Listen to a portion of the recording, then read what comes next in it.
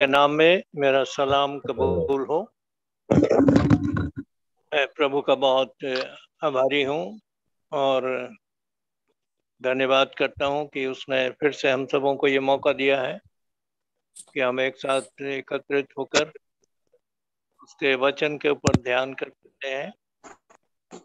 और हम जानते हैं कि इस अंतिम समय में वचन ही हमारे लिए एक सहारा है, क्योंकि हमारा जीवन उसमें छिपा हुआ है और हम वचन को सबसे अधिक महत्व दें और वचन के अनुसार ही हर एक काम करें। जैसा कि पौलुस ने कहा है कि जो कुछ तुम करो प्रभु यीशु के नाम से करो और उसके द्वारा परमेश्वर पिता का धन्यवाद करो।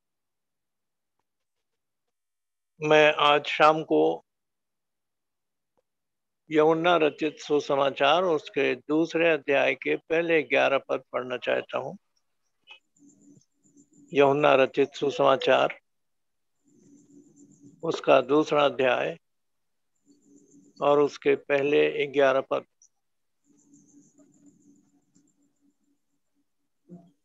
फिर तीसरे दिन गलील के काना में किसी का ब्याह था और माता भी वहां थी और यीशु और उसके चेले भी उस ब्याह में नेवते गए थे।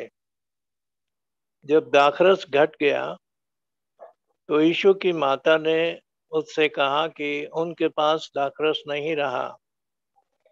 यीशु ने उससे कहा, हे महिला, मुझे तुझसे क्या काम, अभी मेरा समय नहीं आया। उसकी माता ने सेवकों से कहा, जो कुछ वो तुमसे कहे वही करना। वहां यहूदियों के शुद्ध करने की रीति के अनुसार पत्थर के 6 मटके धरे थे, जिनमें 2-2, 3-3 मन समाता था। यीशु ने उनसे कहा, मटकों में पानी भर दो। तो उन्होंने उन्हें मुंह भर दिया। तब उसने उनसे कहा, अब निकालकर बोझ के प्रधान के पास ले जाओ। वे ले गए। जब भोज के प्रधान ने वो पानी चखा जो दाखरस बन गया था और नहीं जानता था कि वो कहाँ से आया है, परंतु जिन सेवकों ने पानी निकाला था वे जानते थे, तो भोज के प्रधान ने दूल्हे को बुलाकर उससे कहा, हर एक मनुष्य पहले अच्छा दाखरस देता है और जब लोग पीकर छक जाते हैं तब मध्यम देता है, परंतु तूने अच्छा दाखरस अब तक रख छोड़ा है। यीशु ने गलील के काना में अपना ये पहला चिन्ह दिखाकर अपनी महिमा प्रकट की और उसके चेलों ने उस पर विश्वास किया। प्रभु अपने वचन के पढ़े जाने पर आशीष दे। आइए हम थोड़ी देर के लिए अपने सिरों को झुकाएंगे। स्वर्गीय पिता परमेश्वर, ये तेरा वचन है प्रभु, हम तेरे वचन का आदर करते हैं और इस वचन में बहुत सी बातें ऐसी छिपी हैं जो अब तक हमने नहीं जाना और नहीं समझा। लेकिन प्रभु, हम जानते हैं कि तू अपने आत्मा के द्वारा से हमें जो प्रकाश देता है उससे हमको बहुत कुछ मिलता है। हमारी आत्मा संतुष्ट होती है और हम प्रभु तेरे वचन की गहराई को देख सकते हैं, क्योंकि तू हमारी आंखों को खोलता है। जैसा कि दाऊद कहता है, मेरी आंखों को खोल दे कि मैं तेरी व्यवस्था की अद्भुत बातों को देख सकूं। प्यारे प्रभु, इस वचन में जो हमने अभी पढ़ा, ये केवल एक आश्चर्य कर्म के रूप में है, लेकिन इसमें बहुत सी बातें छिपी हैं जो हमारे लाभ के लिए हैं और जो हमारे जीवन के उस बात के लिए है जो हमें प्रभु के निकट हमें ले जाएगा, हमें उत्तम चरित्र देगा कि हम प्रभु को भाएं, क्योंकि रैप्चर बहुत निकट है प्रभु। और तू हमारे जीवन को उभार रहा है, संवार रहा है, जिससे हम वचन से ढक जाए। तेरे दुल्हन वचन से संवारी जा रही है, और इसलिए प्रभु हम अपने आप को तेरे चरणों में डाल देते हैं कि तू हमें अपने वचन के प्रकाश में ले चल, क्योंकि तेरा वचन हमारे पाँव के लिए दीपक और मार्ग के लिए उजाला है। और यदि हम तेरे वचन को अपने हृदय में रख छोड़ें तो हम तेरे विरोध में पाप नहीं करेंगे। हमारी इस विनती को सुनो, ग्रहण कर। प्रभु यीशु के प्रिय और मीठे नाम से होकर मांगते हैं, आमीन।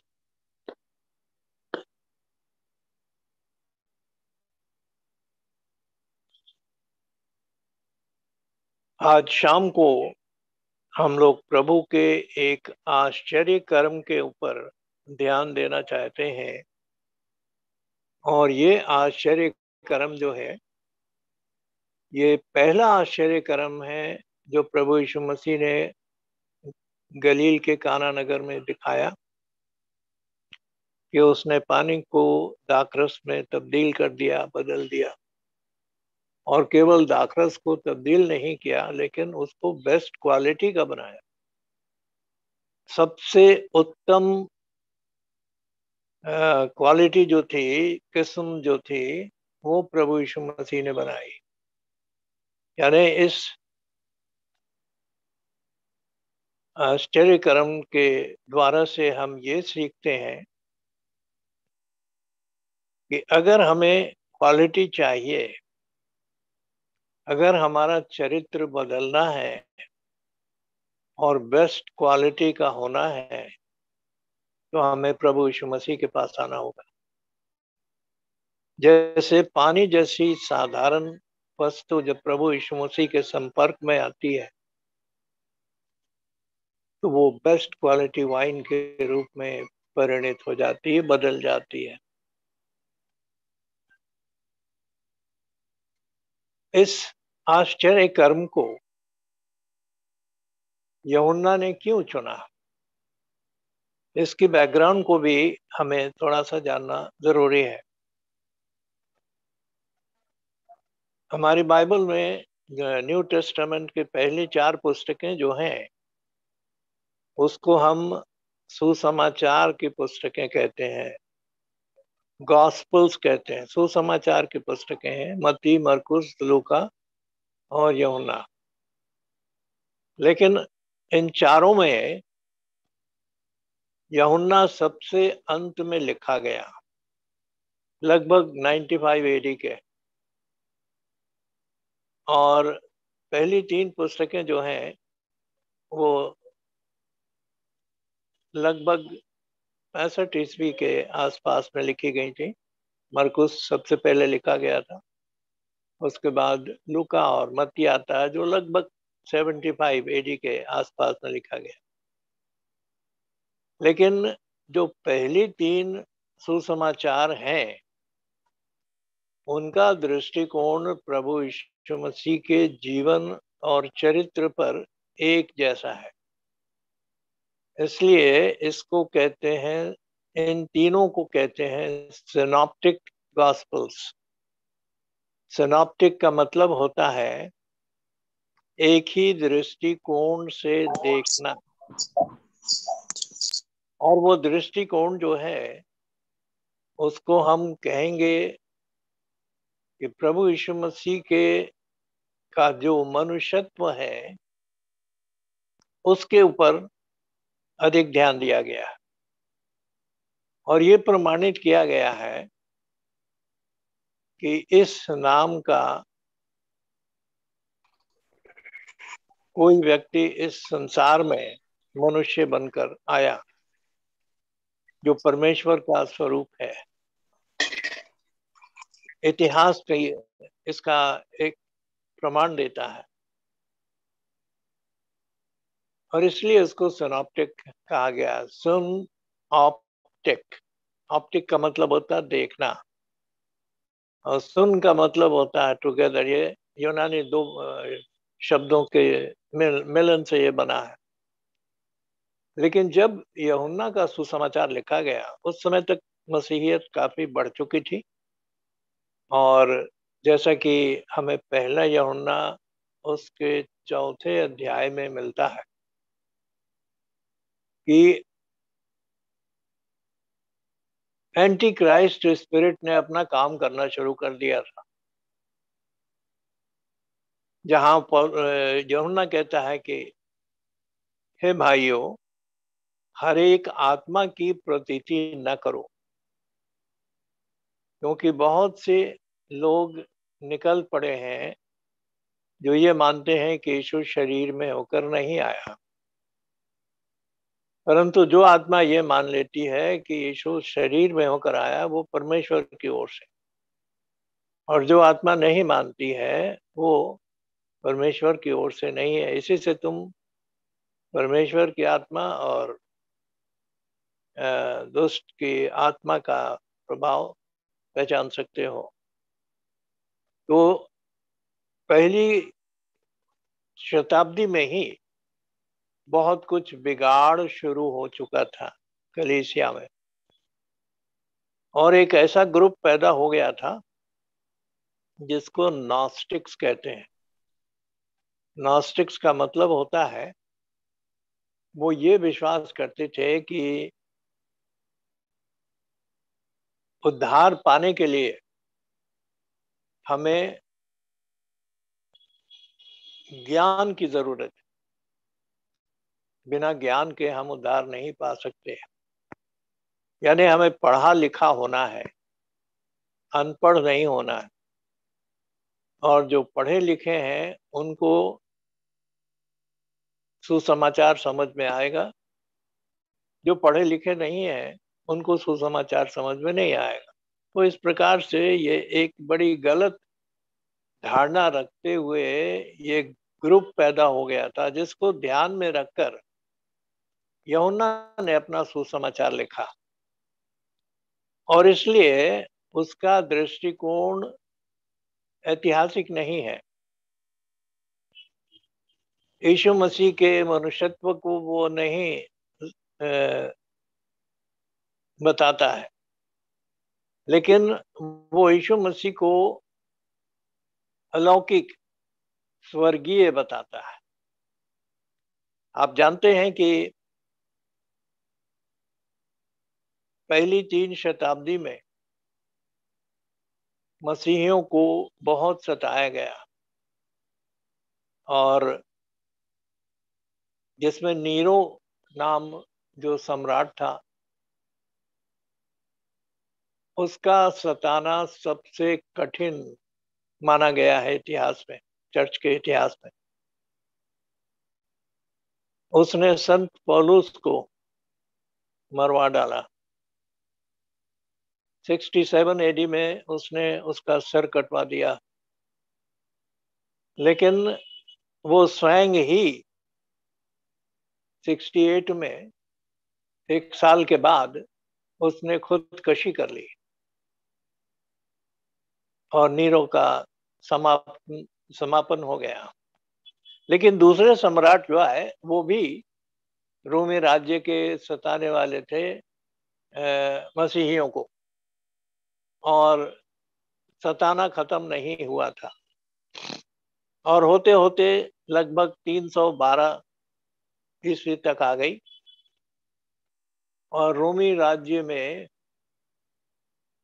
कॉन्स्टेंटाइन नाम का एक सम्राट आया और उसने एक छोटी सी घटना के कारण से कहा कि भाई क्रूस में बड़ी शक्ति है, इसीलिए ये क्रिश्चियन लोग अपना विश्वास नहीं छोड़ते, इनको कितना ही सताओ तो भी अपना विश्वास नहीं छोड़ते।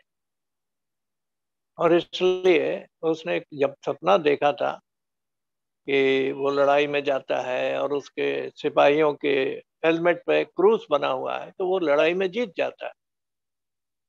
और इस कारण से वो प्रभावित हो गया और उसने कहा कि मैं भी मसीही होऊंगा। बिना विश्वास को जाने हुए सिर्फ एक क्रूस के निशान बनाए जाने से वो जब वो जीत गया लड़ाई में, तो वो प्रभावित हो गया। बस इसी घटना से वो क्रिश्चियनिटी को उसने अपना लिया। और जब उसने क्रिश्चियनिटी को अपना लिया तो सारा रोम ने कहा कि भाई हम क्यों पीछे रहेंगे, हम भी क्रिश्चियनिटी को अपनाएंगे।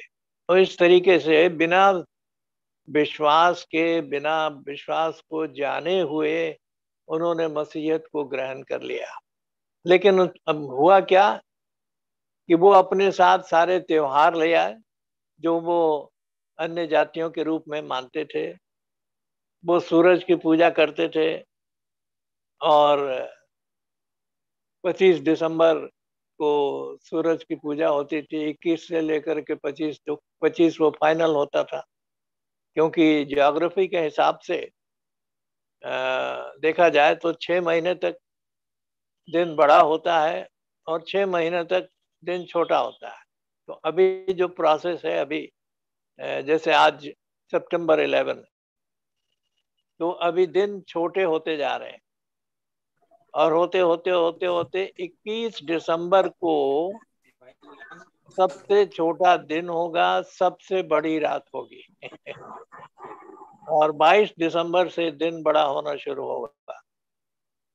एक एक मिनट, डेढ़ डेढ़ मिनट करके बढ़ता जाएगा, 6 महीने तक बढ़ेगा। और जून 21 को सबसे बड़ा दिन होगा और सबसे छोटी रात होगी।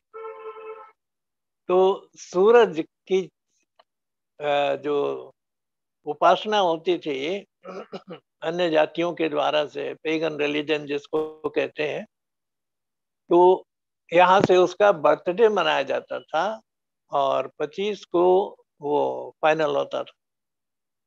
तो उन्होंने कहा कि भाई अब तो हम क्रिश्चियन हो गए हैं, अब हम सूरज की पूजा नहीं करेंगे, लेकिन उसकी जगह पर हम यीशु मसीह का बर्थडे मनाएंगे।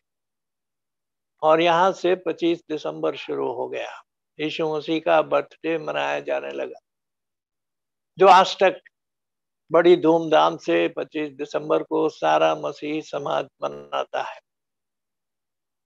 और इसी प्रकार से बहुत सी झूठी शिक्षाएं मसीही विश्वास में आ गई और यहाँ से पतन शुरू होने लगा, जो कि हम मोहरों के खोलने के द्वारा से और भी स्पष्ट हो गया कि एंटी क्राइस्ट स्पिरिट ने किस प्रकार से कलीसिया को बर्बाद किया है और किस प्रकार से उसने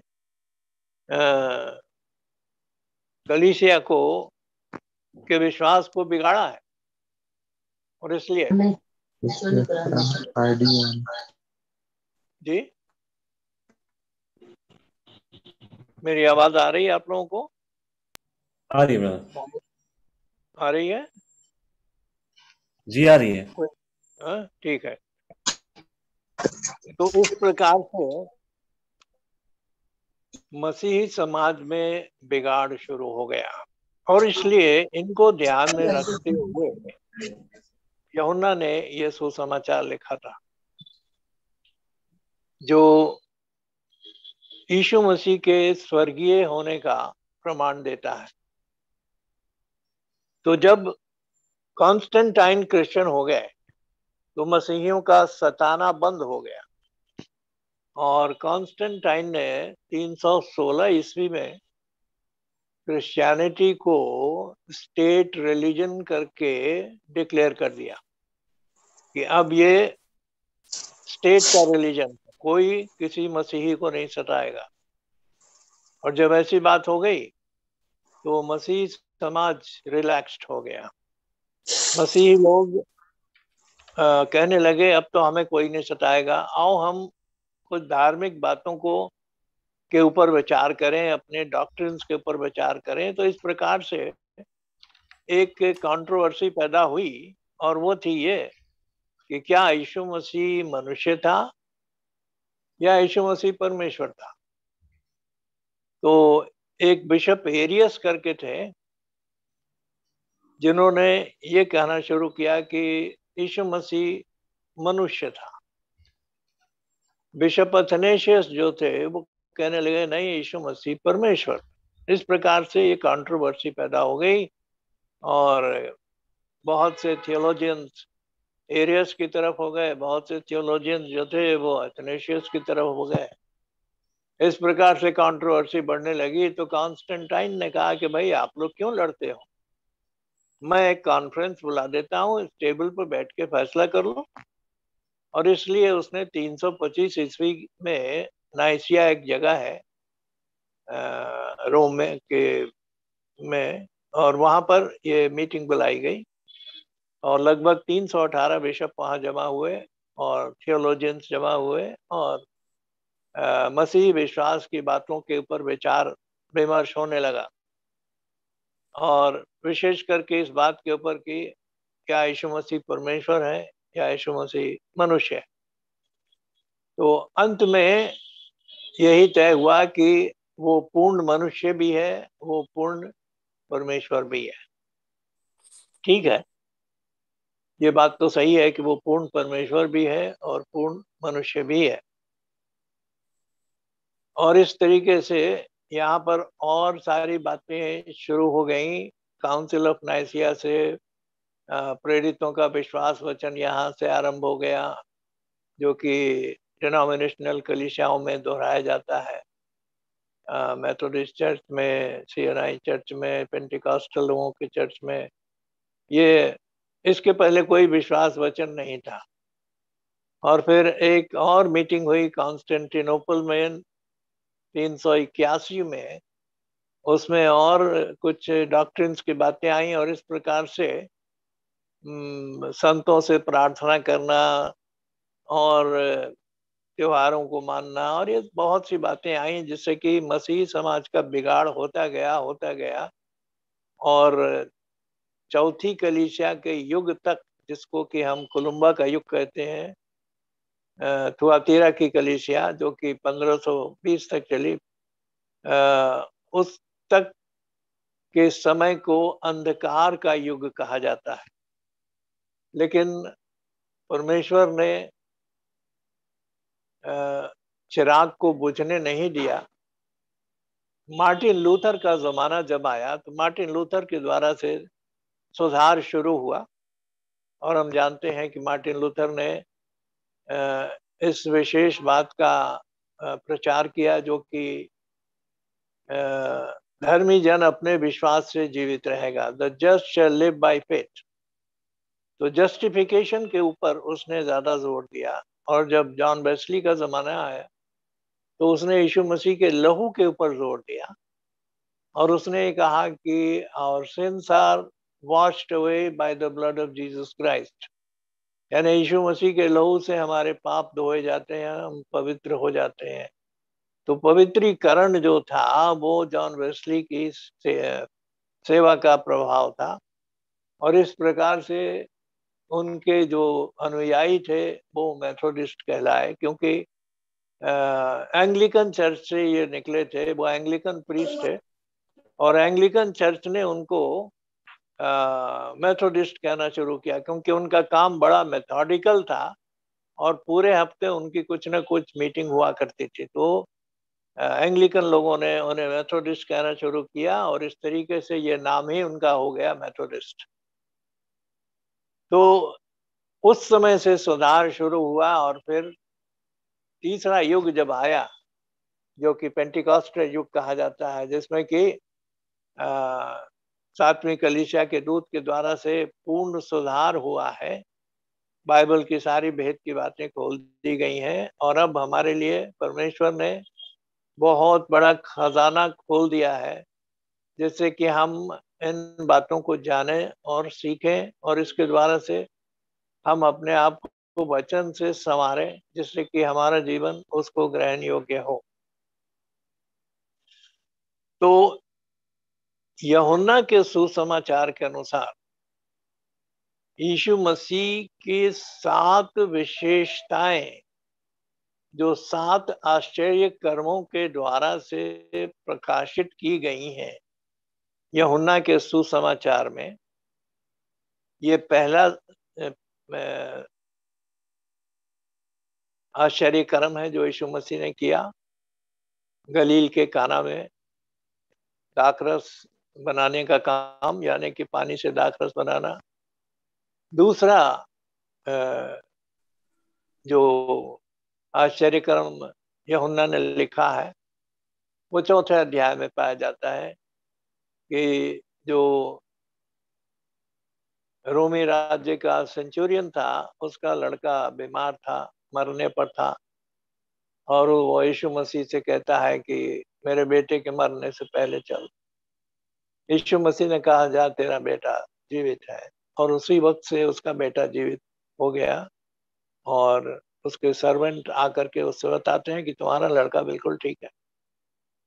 तो इसमें भी एक विशेषता यीशु मसीह की हमको देखने में मिलती है। यीशु मसीह के लिए डिस्टेंस कोई मायने नहीं रखता। यीशु मसीह के लिए डिस्टेंस कोई मायने नहीं रखता, क्योंकि यिर्मयाह नबी के 23 अध्याय के 23 पद में अगर आप पढ़ेंगे तो वहां यहोवा परमेश्वर ये कहता है, क्या मैं वो ऐसा परमेश्वर नहीं हूं जो सब जगह मौजूद है? क्या स्वर्ग और पृथ्वी मुझसे परिपूर्ण नहीं है? यानी कि कोई ऐसी जगह नहीं है जहां परमेश्वर नहीं है। यूहन्ना के 3 अध्याय में उसके 13 पद में अगर हम पढ़ें तो वहां पर यीशु मसीह निकोदेमस से कहता है कि कोई स्वर्ग पर नहीं चढ़ा, केवल वही जो स्वर्ग से उतरा, अर्थात मनुष्य का पुत्र जो स्वर्ग में है। यानी कि वो पृथ्वी पर खड़ा हुआ निकोदेमस से बातें कर रहा है, तो वो कहता है, निकोदेमस ये मत समझो कि मैं यहाँ तुमसे खड़ा हुआ बातें कर रहा हूं तो स्वर्ग खाली है। मैं स्वर्ग में भी हूं, मैं पृथ्वी पर भी हूं, मैं स्वर्ग में भी हूं। और इस प्रकार से यूहन्ना हमें ये बताते हैं कि प्रभु यीशु मसीह के लिए डिस्टेंस कोई मायने नहीं रखता। हमारे लिए डिस्टेंस मायने रखता है, हम मनुष्य हैं, लेकिन उसके लिए नहीं। ये उसकी डिवाइन क्वालिटी है। तीसरा आश्चर्य कर्म जो कि हम पढ़ते हैं यूहन्ना के सुसमाचार में, वो हमको मिलता है यूहन्ना के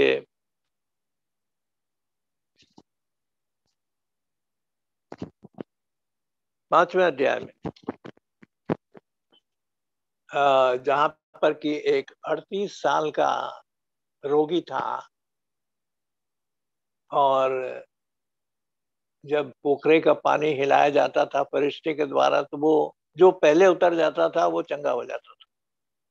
लेकिन इसलिए कि ये झोला का मारा हुआ था, इसके उतरते उतरते कोई पहले उतर जाता था। होते होते इसको 38 साल हो गए और ये नहीं चंगा हुआ।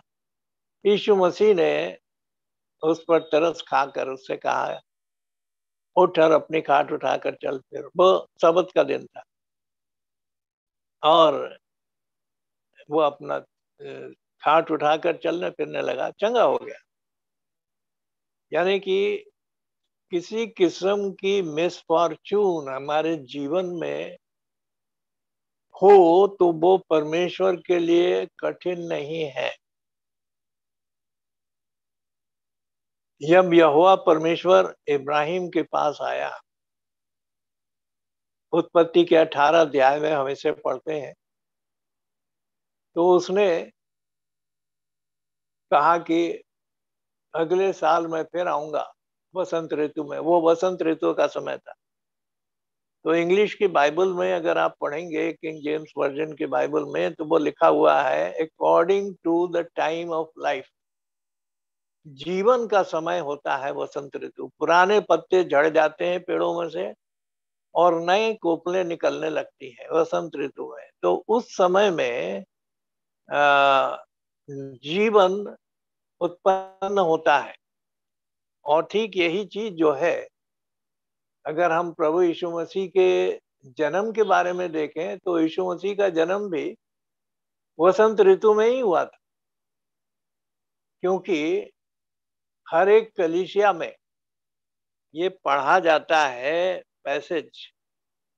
बड़े दिन के समय में, क्रिसमस के समय में, लूका 2:8 से 13। तो लूका 2:8 से 13 में क्या लिखा है? और उस देश में कितने गडरिये थे जो मैदान में रहकर झुंड का पहरा देते थे, और प्रभु का एक दूत उनके पास आ खड़ा हुआ और उनसे कहा कि आज तुम्हारे लिए दाऊद के नगर में एक उद्धारकर्ता जन्मा है, और यही मसीह प्रभु है, और तुम्हारे लिए उसका पता यह है कि तुम एक बालक को कपड़े में लिपटा और चरनी में पड़ा पाओगे। और हम जानते हैं कि उसी रात को गडरियों ने जाकर के यीशु मसीह का दर्शन किया था और अपनी भेंट चढ़ाई थी। तो वो दिसंबर का महीना नहीं था, क्योंकि अगर थोड़ी सी कॉमन सेंस हम लगाएं तो इस पर ध्यान देने की बात है कि गडरिये मैदान में है, घर में नहीं है। अगर ठंड का समय होता तो वो घर में होते, लेकिन ये गर्मी शुरू हो चुकी। अप्रैल के महीने में हम जानते हैं कितनी गर्मी शुरू हो जाती है, और गेहूं का खेत भी कट जाता है। जब गेहूं का खेत कट गया तो खेत खाली हो गए, आप अपनी भेड़ों को ले जाकर के चराइए, मैदान में रह जाइए रात भर, कोई प्रॉब्लम नहीं है। ये वो समय था। तो गडेरिये जब मैदान में रहकर अपने झुंड का पहरा दे रहे थे, तो क्या पहरा दे रहे थे? क्या कोई उनकी भेड़ चुराने के लिए आ रहा था? जी नहीं, भेड़ों की चोरी नहीं होती थी।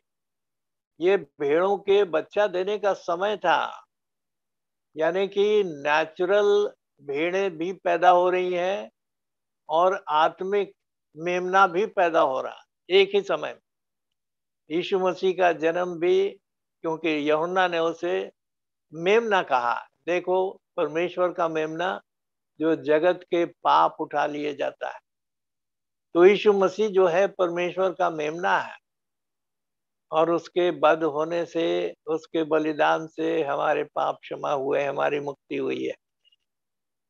तो उसका भी जन्म उसी समय में हुआ जबकि भेड़ें अपना बच्चों को जन्म दे रही थी। नेचुरल और स्पिरिचुअल दोनों एक साथ मिलता है। और अगर आप पुराने नियम में परमेश्वर के विजिटेशन का टाइम देखें तो वो हमेशा स्प्रिंग सीजन में ही हुआ है, यानी वसंत ऋतु में ही हुआ है। इब्राहिम के पास जब वो आया था तो वसंत ऋतु थी। गिदोन के पास जब वो एंजल आया था, परमेश्वर का दूत, जो कि न्यायों की पुस्तक में उसके 6वें अध्याय में हम लोग पढ़ते हैं, क्योंकि अमालेकी लोग उनके गेहूं को चुरा ले जाते थे, तो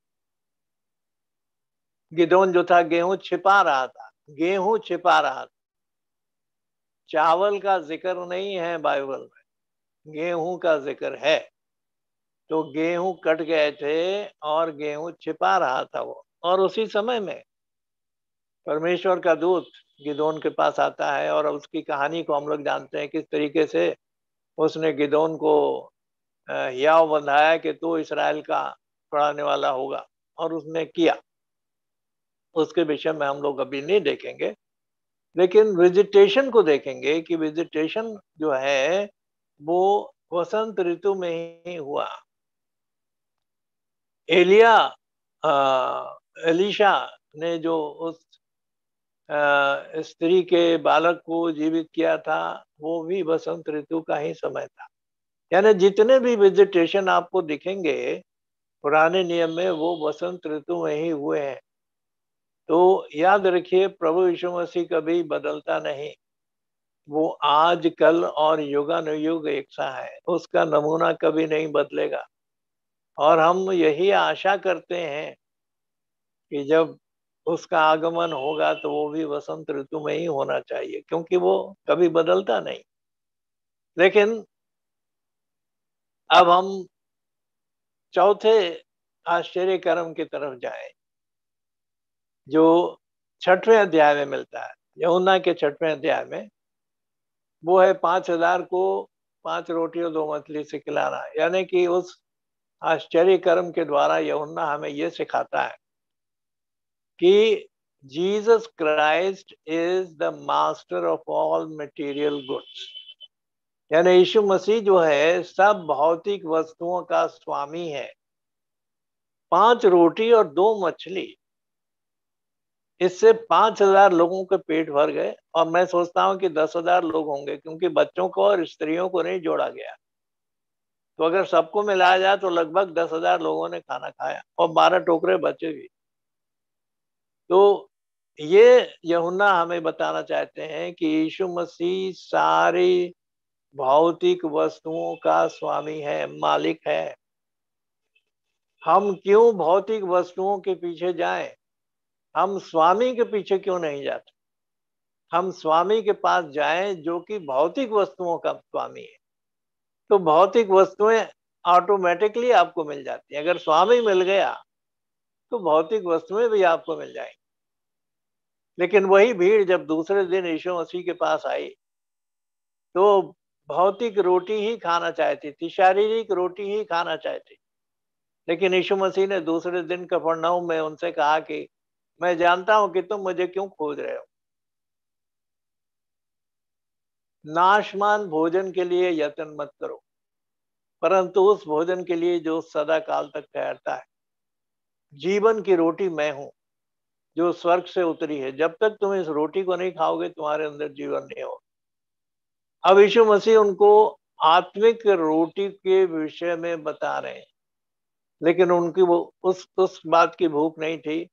और जब यीशु मसीह ने कहा जब तक तुम मनुष्य के पुत्र के मांस को ना खाओगे और उसके लहू को ना पियोगे तुम्हारे अंदर जीवन नहीं होगा। ऐसा सुन करके सारी की सारी भीड़ चली गई। अब उसके बाद यीशु मसीह के पीछे नहीं आए। अब कितने बच गए? 12 चेले बच गए। तो यीशु मसीह कहता है उन 12 से कि क्या तुम भी चले जाना चाहते हो? दरवाजा खुला है, जा सकते हो। तब पतरस कहता है कि हे प्रभु, हम कहाँ जाएंगे? अनंत जीवन की बातें तो तेरे ही पास हैं, तो हम कहाँ जाएंगे अनंत जीवन की बातों को खोजने के लिए? तो हमें ये रोटी नहीं चाहिए, हमें तो अनंत जीवन चाहिए। और प्रभु यीशु मसीह कहता है क्या मैंने तुम 12 को नहीं चुन लिया? परंतु तुम में से एक व्यक्ति शैतान है। उसने यहूदा इस्करियोती के लिए कहा। ये 5वां है। और 6वां आश्चर्य कर्म जो है वो ये चौथा है। 5वां जो है वो उसी अध्याय में है, 6वें अध्याय में ही है। जबकि वो झील पर से जा रहा है, रात का समय है और यीशु मसीह पानी पर चल रहा है। और जब चेलों ने देखा तो समझा भूत है, तो उसको देख के चिल्ला पड़े। यीशु मसीह ने कहा मैं हूं, डरो मत। तब पतरस कहता है कि हे प्रभु, अगर तू है तो मुझे भी आज्ञा दे, मैं भी पानी पर चलना चाहता हूं। और पतरस भी पानी पर चला, कुछ दूर तक तो चला। लेकिन जब लहरें वहरें देखी और तूफान देखा तो उसका मन घबरा गया और वो डूबने लगा। और यीशु मसीह से कहता है प्रभु मुझे बचा। ये 5वां था आश्चर्य कर्म। यानी कि यूहन्ना हमें ये बताना चाहता है कि नेचुरल लॉज का भी स्वामी है हमारा प्रभु यीशु मसीह। उसके ऊपर नेचुरल लॉ लागू नहीं होंगे। कोई मनुष्य पानी के ऊपर नहीं चल सकता, लेकिन यीशु मसीह पानी पर चल के दिखाया। तो नेचुरल लॉज भी उसके ऊपर नहीं लागू होते। वो उसका स्वामी है। यीशु मसीह प्रकृति का स्वामी है। और 6वां आश्चर्य कर्म जो कि हमको यूहन्ना ने बताया है 9वें अध्याय में, और वो है एक जन्म के अंधे को चंगा करना। कि वो जन्म का अंधा था और उसके चेलों ने यीशु मसीह से पूछा कि किसने पाप किया था कि ये अंधा जन्मा, इसके माँ बाप ने या इसने? यीशु मसीह ने कहा किसी ने पाप नहीं किया कि अंधा जन्मा, ये इसलिए हुआ कि परमेश्वर की महिमा प्रकट हो। और यीशु मसीह ने उस अंधे की आंखों को खोला। और उससे यूहन्ना हमें ये बताना चाहता है कि हर एक मिसफॉर्चून जो कि हमारे जीवन में होता है, प्रभु यीशु मसीह उसको चंगा कर सकता है। और सातवां और आखिरी जो है यूहन्ना के सुसमाचार में, वो हमको 11वें अध्याय में मिलता है, जहां यीशु मसीह ने मुर्दे को जिलाया, यानी लाजर को जिलाया, कि वो जीवन और मृत्यु का स्वामी है। क्योंकि लाजर को मरे हुए 4 दिन हो गए थे और उसकी बहन मार्था कहती है प्रभु उसमें से तो दुर्गंध आती होगी, क्योंकि 72 घंटे तक तो शरीर, मरे हुए शरीर में से दुर्गंध नहीं आती, लेकिन 72 घंटे के बाद उसमें सड़ाहट शुरू हो जाती है। और इसीलिए कहा गया है कि यीशु मसीह तीसरे दिन जी उठा, इसलिए कि 72 घंटा पूरा होने से पहले यीशु मसीह जी उठा। और यीशु मसीह ने लाजर का नाम लेकर उसे बुलाया और कहा हे लाजर निकल आ। और लाजर 4 दिन का मुर्दा कफन बंधा हुआ निकल आया। ये आखिरी आश्चर्य कर्म यीशु मसीह ने यूहन्ना के सुसमाचार में किया है।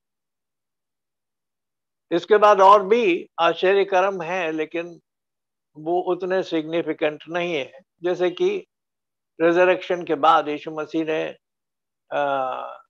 चेलों से पूछा झील के किनारे जाकर के, जो रात भर उन्होंने मेहनत की और उनको कोई मछली नहीं मिली, तो यीशु मसीह ने कहा कि दाहिनी तरफ जाल डालो तो मिलेगा। और जब उन्होंने कहा कि भाई रात भर तो हमने मेहनत की है, कुछ नहीं मिला, लेकिन तेरे कहने से डालते हैं, तो जब उन्होंने दाहिनी तरफ जाल डाला तो इतनी मछलियां उसमें भर गई कि जाल फटने लगी। यानी कि उसने क्रिएट किया, इन मछलियों को तुरंत उसने क्रिएट किया। जैसे कि रोटी और मछली को उसने मल्टीप्लाई किया था 5000 को खिलाने के पहले, उसी प्रकार से यहाँ भी उसने मल्टीप्लाई किया और बहुत सी मछलियां पैदा हो गई और जाल फटने लगा। लेकिन उसको हमने देखा है कि वो नेचर का भी मालिक है, नेचुरल लॉ का भी मालिक है, मटेरियल गुड्स का भी मालिक है और डिस्टेंस का भी मालिक है। यानी सारी सातों बातों में, सातों आश्चर्य कर्मों में हमें यूहन्ना यही सिखाता है कि यीशु मसीह हर एक सिचुएशन का मालिक है। और इसलिए अगर हमें अपने जीवन में सुधार लाना है तो हमें यीशु मसीह के पास जाना होगा। वही एक सोर्स है, वही एक रास्ता है। अब हम थोड़ी देर के लिए इस आश्चर्य कर्म के ऊपर ध्यान करेंगे। दाखरस का क्या स्थान है? दाखरस क्यों पिया जाता है? और दाखरस जो है ये अंगूर का रस होता है, ये अनफर्मेंटेड होता है, इससे नशा नहीं होता है।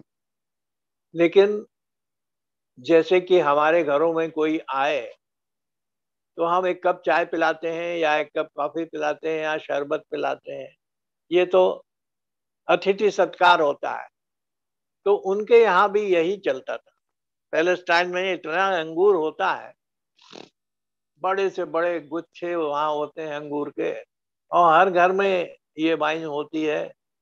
या अतिथि सत्कार में इसको दिया जाता है। तो ये मैरिज जो हो रही है, इसमें लगता है कि ये व्यक्ति जो कि जिसके यहाँ शादी हो रही है बड़ा ही पॉपुलर था। तो हर एक मनुष्य शादी के समय अधिक से अधिक वस्तुओं का इंतजाम करता है कि कोई चीज घटे नहीं। लेकिन लगता है कि उसने अगर 100 लोगों का इंतजाम किया था तो वहां 150 या 200 लोग आ गए और नेचुरली दाखरस घटने ही वाला था, दाखरस घट गया। अब ये तो बड़ी बदनामी की बात हो जाएगी। यानी कि यीशु मसीह वहां मौजूद है। एक क्राइसिस पैदा हो गई है और इस क्राइसिस में बदनामी होने वाली है। जो होस्ट है उसकी बदनामी हो जाएगी। तो एक समस्या जब पैदा हो जाती है तो उसके दो अप्रोच होते हैं, उसके दो प्रकार से उसका सलूशन निकाला जाता है। एक तो मानवीय तरीका होता है और दूसरा ईश्वरीय तरीका होता है, यानी प्रभु की ओर से उस समस्या का समाधान होता है। उदाहरण के तौर पे हम देखें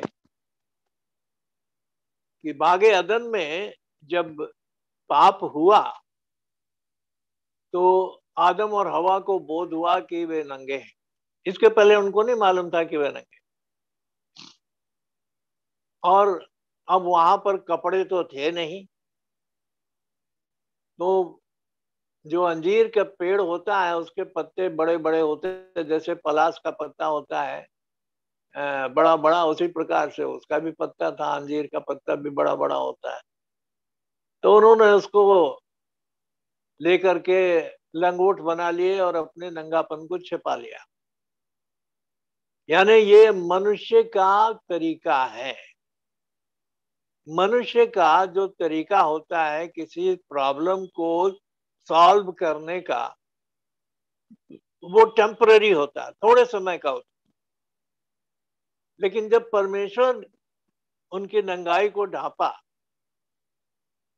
तो मेमने का बलिदान किया और उसके चमड़े लेकर के उनके लिए अंगरखे बना दिए, जो परमानेंट सोल्यूशन।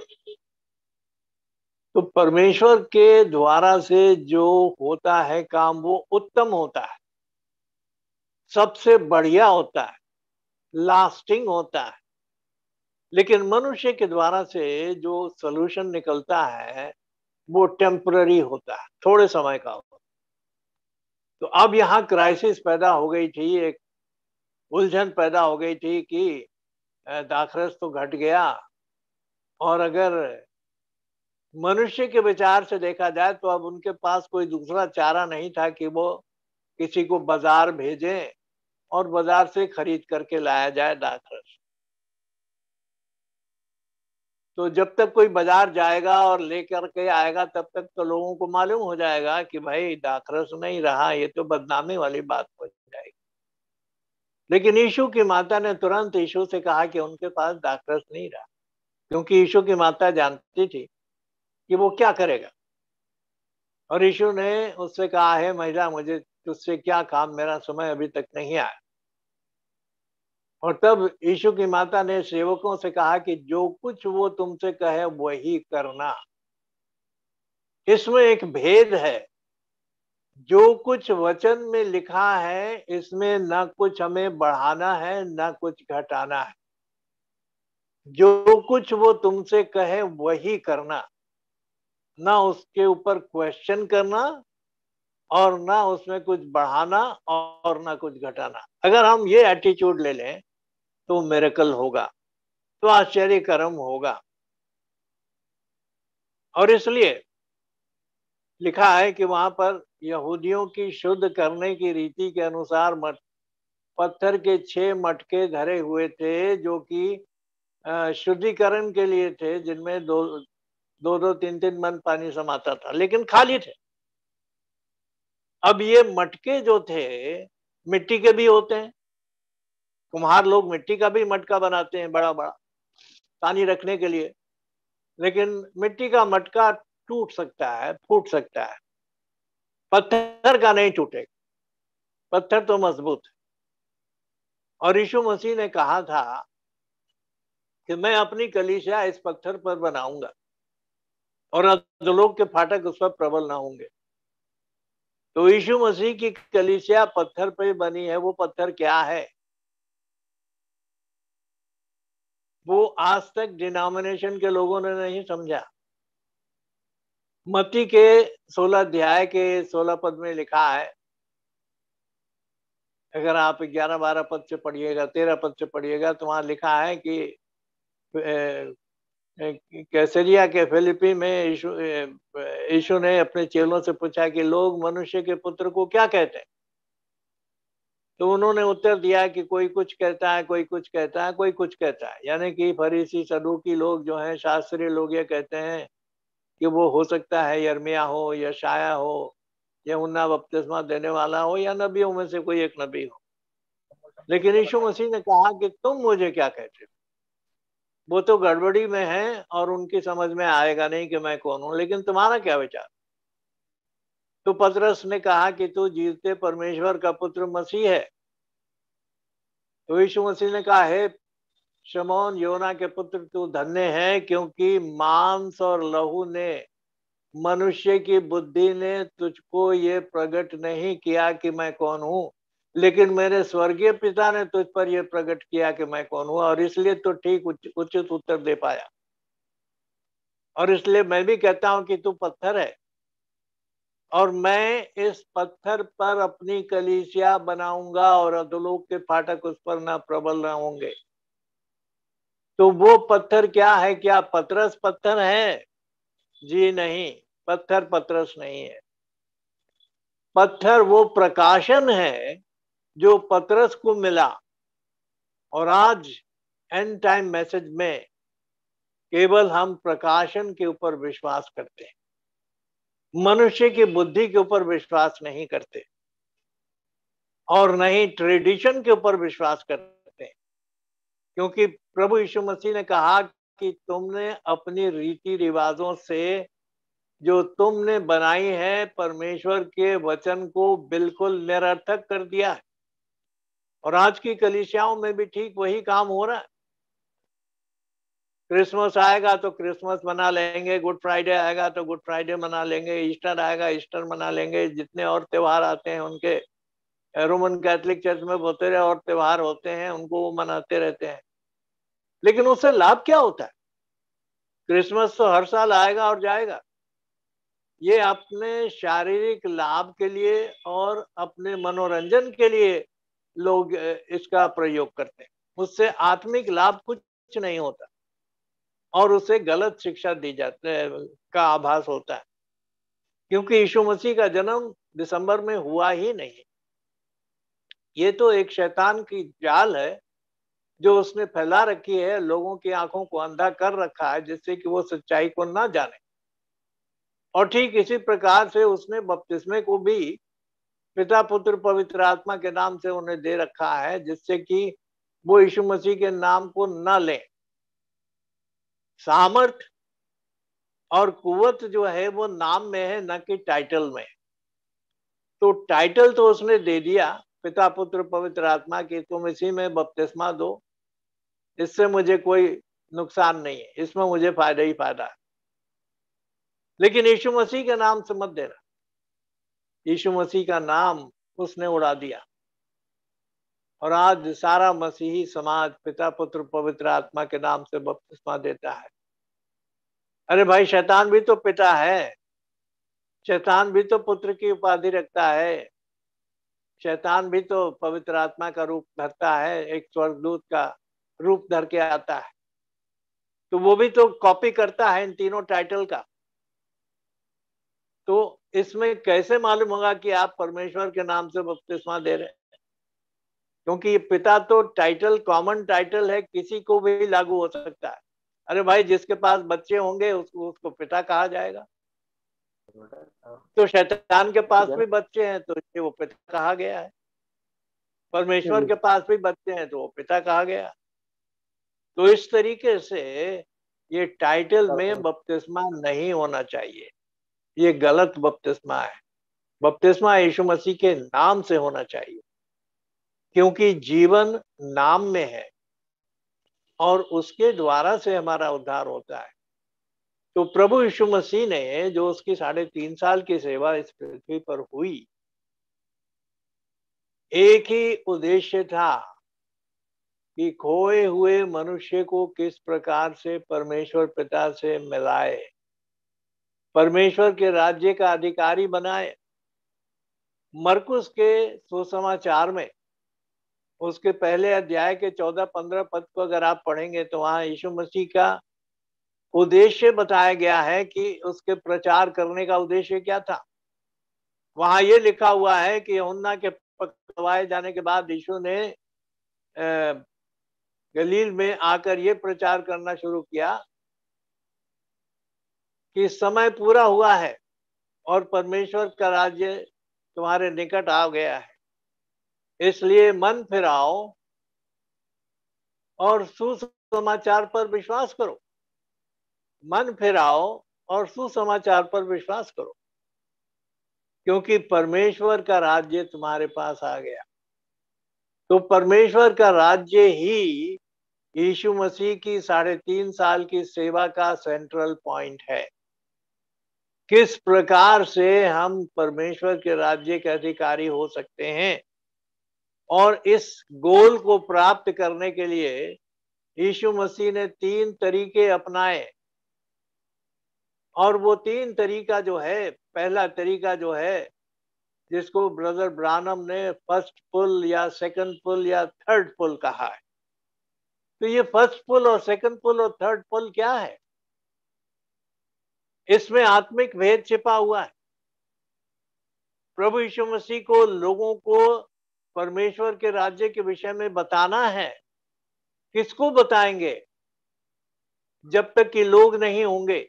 इसलिए पहला पुल जो है वो आश्चर्य कर्म का है। आश्चर्य कर्मों के द्वारा से लोग यीशु मसीह के पास भीड़ लगाने लगे। अंधों को यीशु मसीह ने चंगा किया, लंगड़ों को चंगा किया, हर प्रकार की बीमारी को चंगा किया, लेकिन इसमें उद्धार नहीं था। और ये सबके लिए था, चाहे वो प्रभु का हो जन या ना हो। लेकिन उद्धार होगा किसका? क्या सारी दुनिया का उद्धार होगा? यीशु मसीह का बलिदान तो सबके लिए है, लेकिन क्या सारी दुनिया का उद्धार होगा? जी नहीं, सारी दुनिया का उद्धार नहीं होगा। ये बात हमको मत्ती के 1 अध्याय के 21 पद से बिल्कुल स्पष्ट हो जाती है, जहां पर के लिखा हुआ है कि जब वो मरियम जो थी गर्भवती पाई गई तो यूसुफ उसको चुपके से त्याग देना चाहता था, लेकिन स्वप्न में स्वर्गदूत ने यूसुफ से क्या कहा कि हे यूसुफ, दाऊद की संतान, मरियम को अपने यहाँ लाने से मत डर, क्योंकि जो कुछ उसके गर्भ में है वो पवित्र आत्मा से है। और अब 21 पद को ध्यान से सुनिए, क्या कहा गया। 21 पद में लिखा है कि वो पुत्र जनेगी और तू उसका नाम यीशु रखना, क्योंकि वो अपने लोगों का उनके पापों से उद्धार करेगा। अपने लोगों का, सबका नहीं। ये है भेद की बात जो लोग नहीं समझते। लेकिन लोग क्या कहेंगे? भाई यूहन्ना 3:16 में तो लिखा है कि परमेश्वर ने जगत से ऐसा प्रेम किया कि जो कोई इस पर विश्वास लाए वो नाश ना हो परंतु अनंत जीवन पाए। तो जो कोई विश्वास करेगा वो तो बचे जाएगा, लेकिन जो कोई में कौन है? अंदर वाले लोग हैं, बाहर वाले नहीं हैं। मत्ती के 13 अध्याय में यीशु मसीह ने स्वर्ग के राज्य का प्रमाण जो दिया है 7 आश्चर्य कर्मों के द्वारा से, और मत्ती के 13 अध्याय के 34-35 पद में लिखा हुआ है कि ये सारे दृष्टांत जो यीशु मसीह कहता था, ये सारे स्वर्ग के राज्य के बारे में वो दृष्टांतों में ही कहता था, और बिना दृष्टांत वह उनसे कुछ नहीं कहता था।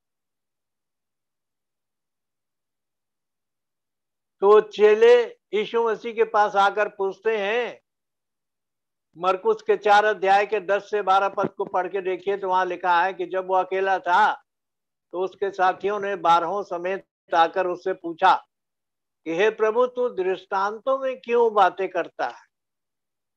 तो यीशु मसीह ने क्या उत्तर दिया? यीशु मसीह ने यह उत्तर दिया कि तुमको तो परमेश्वर के राज्य के भेद की समझ दी गई है, तुमको अंदर वालों को, लेकिन बाहर वालों के लिए सारी बातें दृष्टांतों में होती हैं।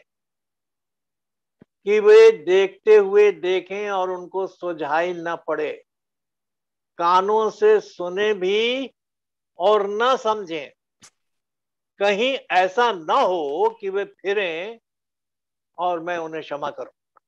मैंने दूसरे शब्दों में, ये बाहर वाले जो हैं, ये परमेश्वर के राज्य के विषय की बातों को नहीं जानेंगे, नहीं समझेंगे, और जब नहीं समझेंगे तो पश्चाताप भी नहीं करेंगे, और जब पश्चाताप नहीं करेंगे तो क्षमा भी नहीं की जाएगी, और जब क्षमा नहीं होगी तो परमेश्वर के राज्य के अधिकारी होंगे नहीं, क्योंकि वो बाहर वाले। तो प्रभु यीशु मसीह के लोग वो हैं जो अंदर वाले कहलाते हैं, और उनकी 5 विशेषताएं हैं जो कि रोमियो के 8 अध्याय के 29 और 30 पद में पाई जाती हैं। इनको प्रभु ने, परमेश्वर ने प्रभु यीशु मसीह में पहले से जान लिया। दुनिया के बनने से पहले हम कहां थे? यीशु मसीह में थे। इफिसियों के 1 अध्याय के 3-4 पद में पढ़िएगा तो वहां लिखा हुआ है कि दुनिया के बनने से पहले उसने मसीह यीशु में हमें पहचान लिया।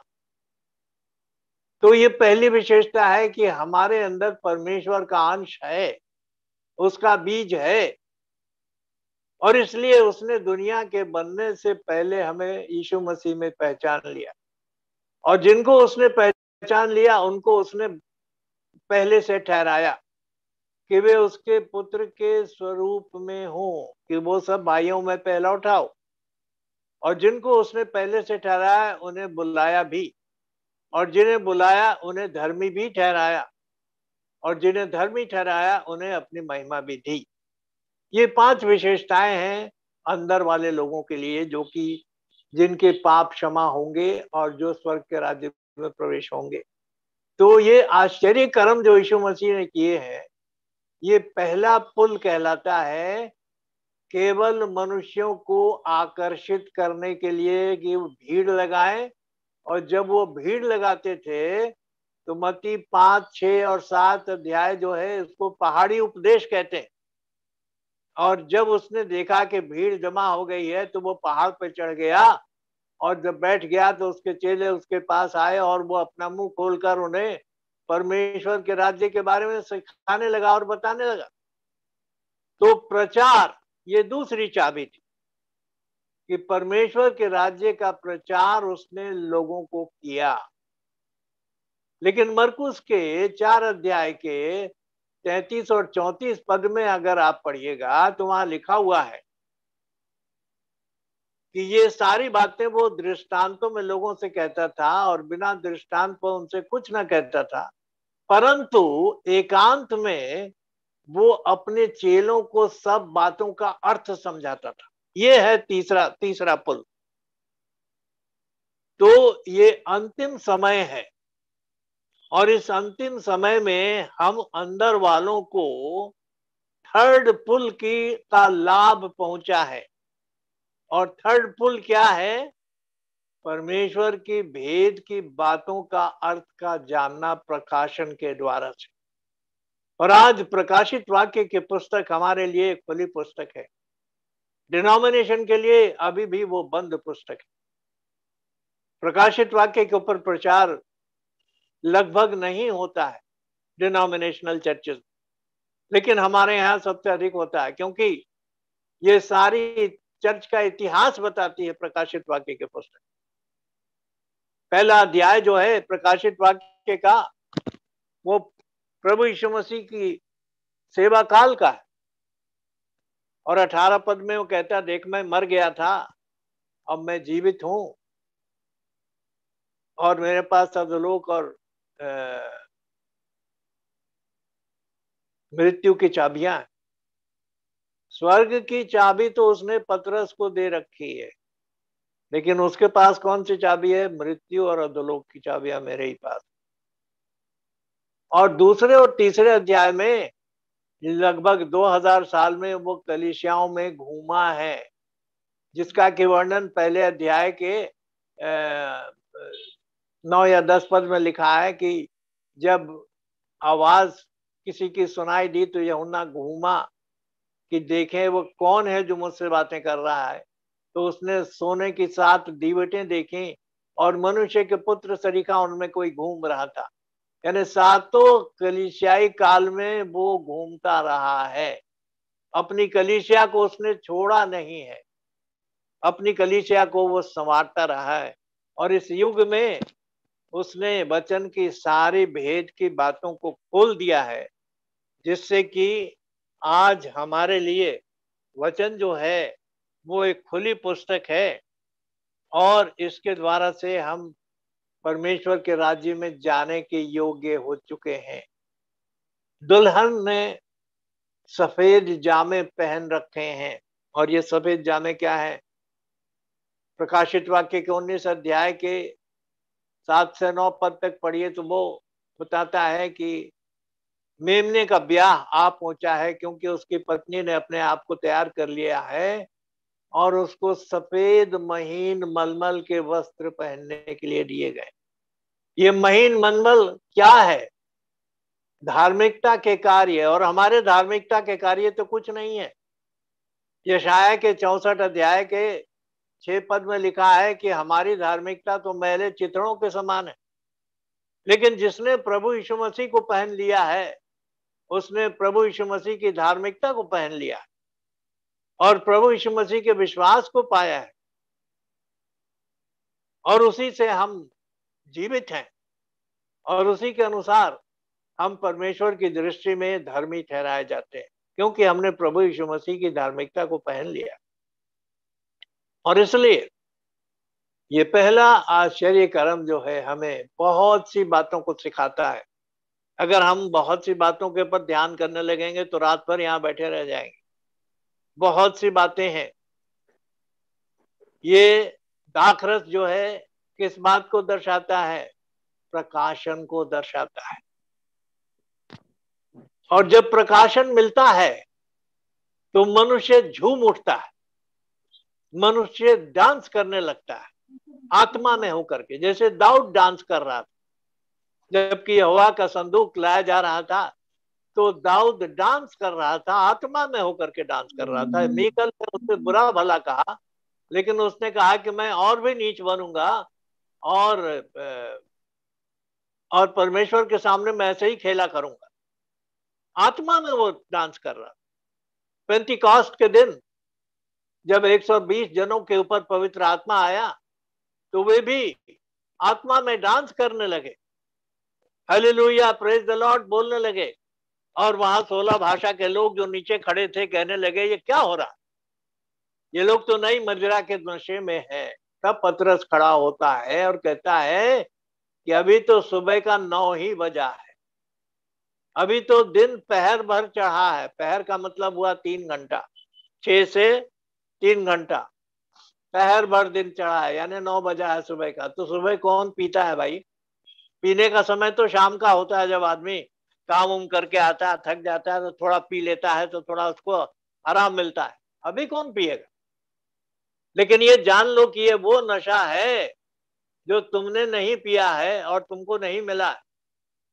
और उसने यीशु मसीह का प्रचार किया और 36 पद से कहता है कि अब इस्राएल का सारा घराना कान खोल के सुन ले कि जिस यीशु को तुमने क्रूस पर चढ़ाया उसी को परमेश्वर ने प्रभु भी ठहराया और मसीह भी। तो उसका पूरा नाम हुआ प्रभु यीशु मसीह।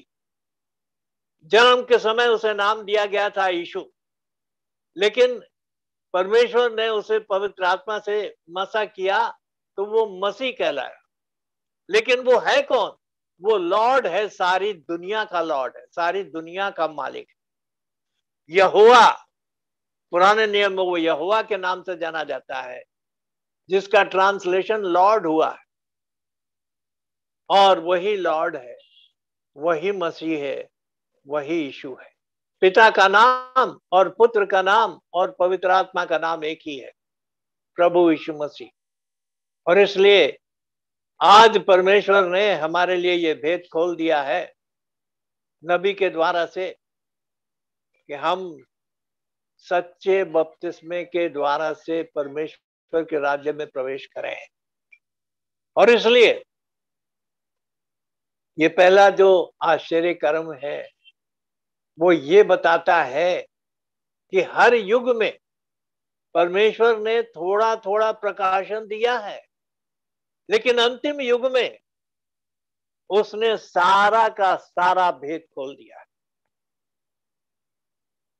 जैसे कि ब्याह के भोज में जो प्रधान था उसका स्टेटमेंट देखिए, वो कहता है सब लोग तो अच्छा दाखरस पहले देते हैं, लेकिन जब पी के लोग थक जाते हैं, छक जाते हैं, तो बाद में मध्यम किस्म का दिया जाता है, लेकिन तूने तो अच्छा वाला आखिरी तक रख छोड़ा। ये प्रकाशन है।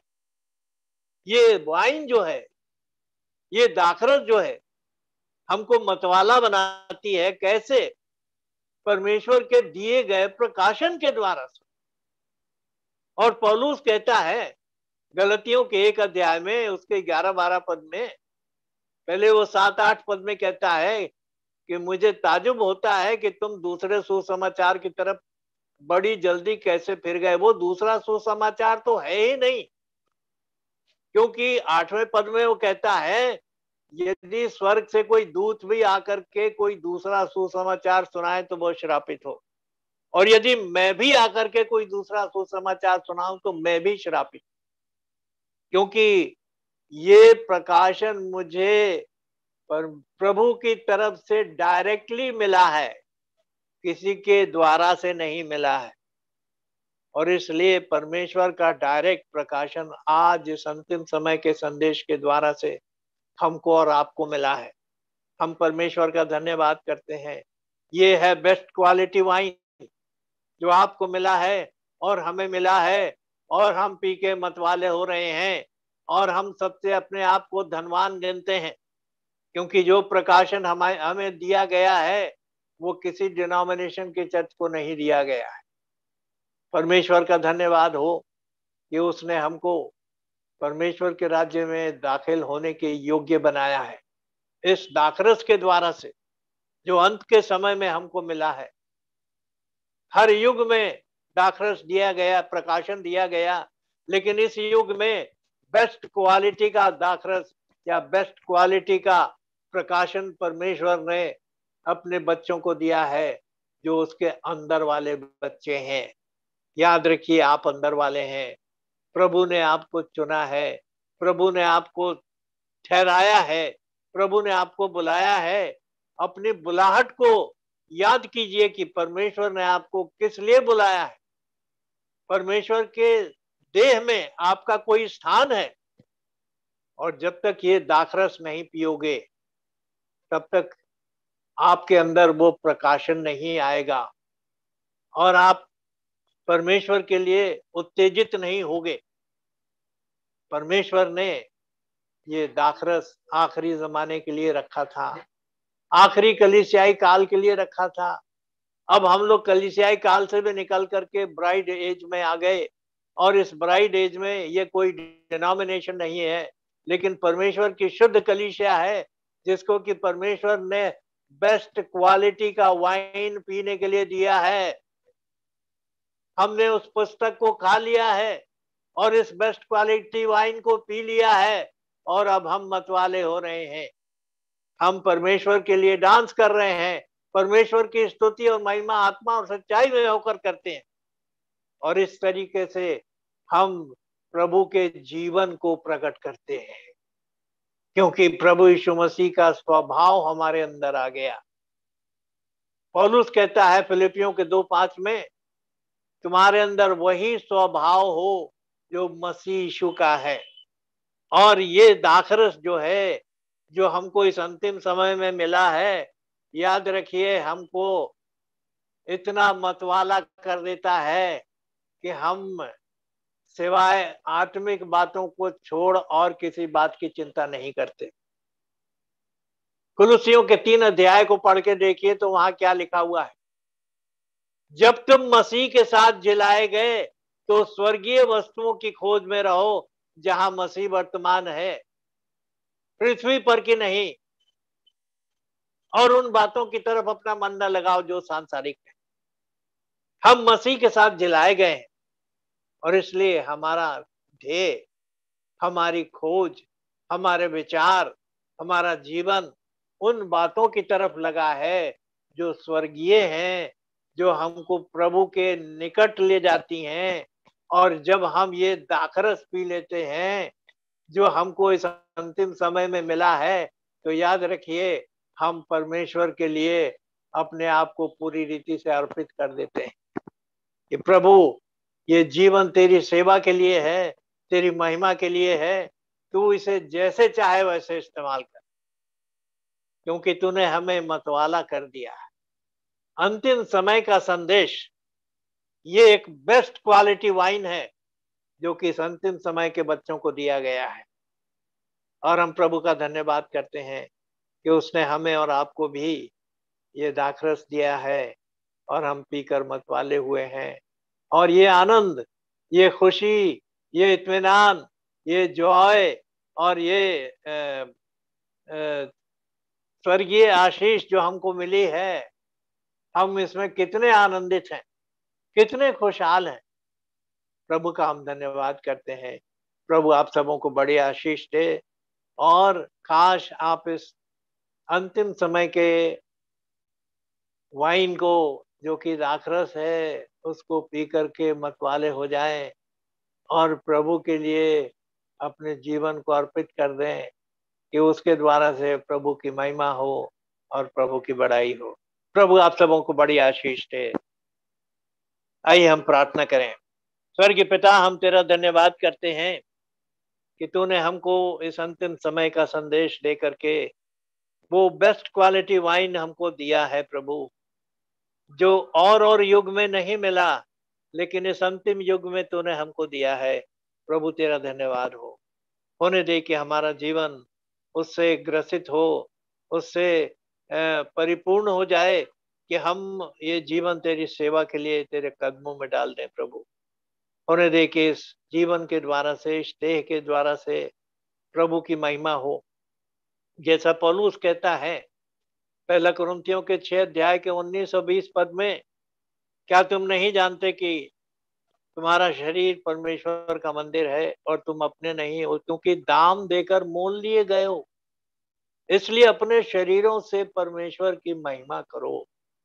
आज हमारे जीवन से, जबकि हमने ये दाखरस पी लिया है, प्रभु तेरे नाम की महिमा हो, बढ़ाई हो, स्तुति हो।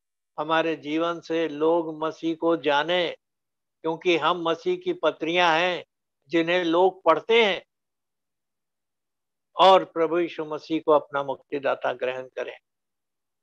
प्यारे पिता, हम धन्यवाद करते हैं इस समय के लिए, इस अवसर के लिए। हम में से हर एक के साथ हो और अपनी महिमा के लिए हमें इस्तेमाल कर। प्रभु यीशु के प्रिय और मीठे नाम से होकर मांगते हैं, आमीन।